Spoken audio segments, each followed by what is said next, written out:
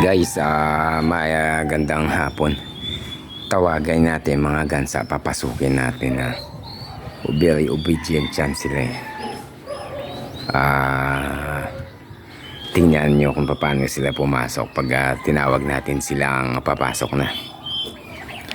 Pasok na, pasok na. Pasok na.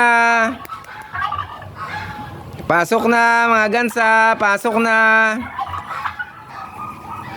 Look at them guys, oh. Pasok na, pasok na. Get inside, pasok. Pasok na. Pasok. See guys. Very obedient yan sila guys pag tinawag mo yan guys. Pasok na, pasok. Pasok. See guys, uwian sila pag tinawag mo lang na papasok din sila eh. Gagaling eh, nakakaintindi sila. Alam nila yung routine nila guys, alam nila yung pag pinapapasok na sila. Pinapasok na sila kasi maya maya papakainin ko na sila. So i-close na natin to.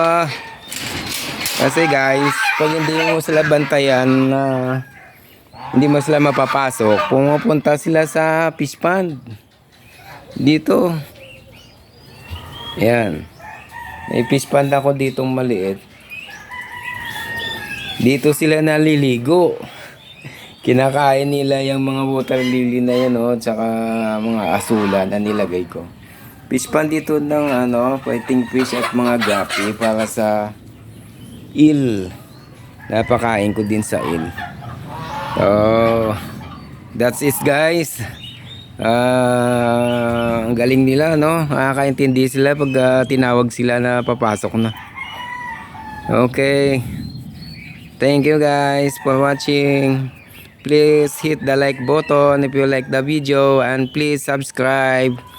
Thank you very much.